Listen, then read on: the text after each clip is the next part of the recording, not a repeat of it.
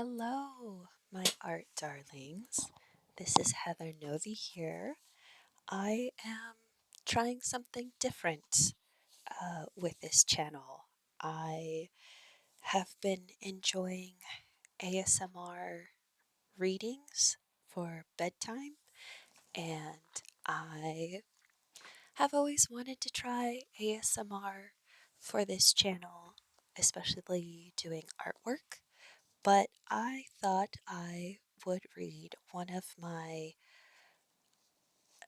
would you call it childhood books? I read this in high school, and then I bought the books in college and read them then, and I haven't read them since.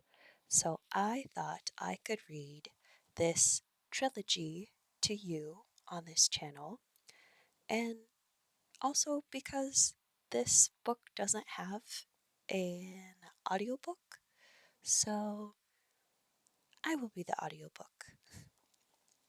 So this is called The Named by Marianne Curley. History is always written by the victors, and the defeated create a new set of myths to explain the past and glide and gild the future. Morris West. Prologue. Her hair is black and thick with bouncing curls that bob around her shoulders. Her eyes are blue, deeper than his, a much more attractive child he knows. She is their parents' favorite, but he doesn't care. Her name is Sarah, and at 10, she is the driving force of his life. Hurry! Sarah turns back once, urging her little brother forward. It's going to bloom for the first time ever. I can't miss it. The boy hurries as fast as his short legs can move. What's going to bloom? The flower, you idiot. The one I've been waiting for. The giant black iris. He stamps his left foot and stops still. Don't call me an idiot. She turns, impatience making her eyes widen. I didn't really mean it. Now come on. He follows and asks in youthful innocence, How do you know it's going to bloom?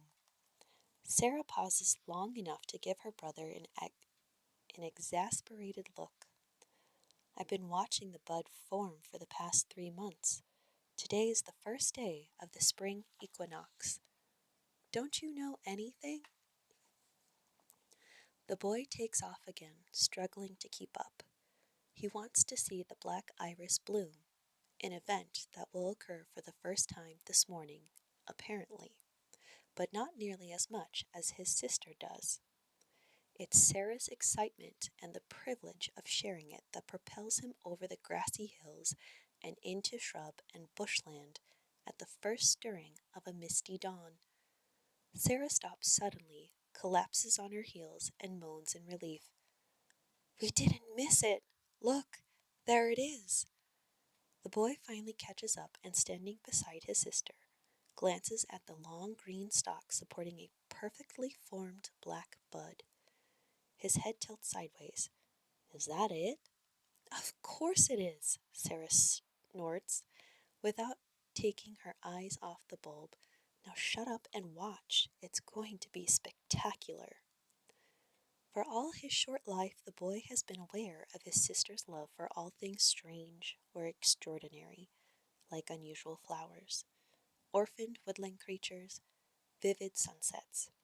And many times he would simply sit in awe of her adventurous spirit, wishing that he too were old enough, or large enough, to swing down those cliffs with only a single rope tied around his waist. He shrugs and sits on the moist grass beside her, content in the knowledge that he won't always be 4 years old. A sudden snapping of twigs nearby to their right has both their heads swiveling sharply toward the sound. What was that? Sarah swallows around a sudden lump in her throat, the hairs on her slender body standing on end. She turns to the boy with a brave face. It was nothing. Don't be such a baby. Another twig. This one closer, startles the boy again. Is something coming? Shh! How should I know? But if you're very quiet, whatever it is will surely go away. But it doesn't go away. A moment later, a hideous creature of enormous size, in human form, but with only half a face, appears through the mist to stand before them. The children scream and stumble backwards, grasping each other. Sarah starts shaking. Who are you? The creature appears to grow before their eyes as he straightens his broad back. I am Marduk. Sarah gasps as if the name somehow explains the giant creature's presence. Her frightened eyes grow as wide as cannonballs, and she flicks a look at her brother. He pulls on her arm. What did he say? Sarah squares her shoulders. Brushing her brother's question aside, she turns and asks the monster, What do you want? In a guttural voice, the creature with half a face replies, I want to take you to a place where it is midnight every day, and black irises glisten under a bleeding moon. Shaking her head, Sarah takes a tremulous step backwards.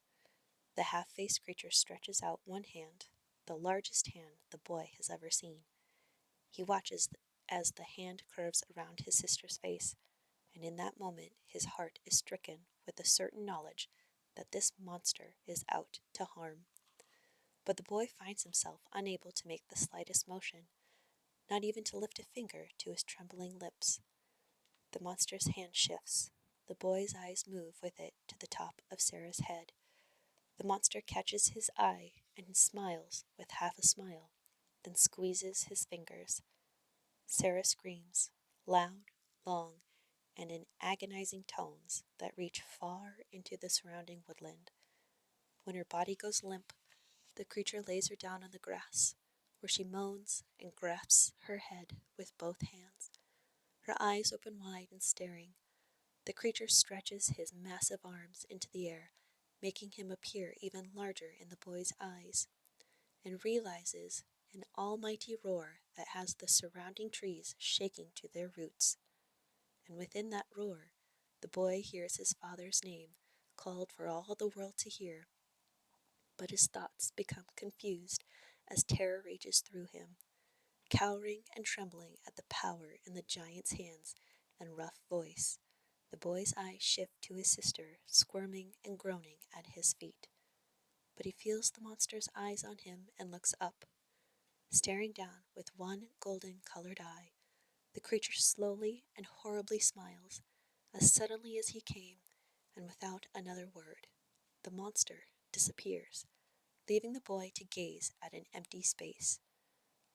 Suddenly, Sarah hisses, clutching her brother's ankle with a feeble hand. Released from the creature's spellbinding hold, the boy gathers his much larger sister into his arms, cradling her black curls against his chest. Who was that, Sarah?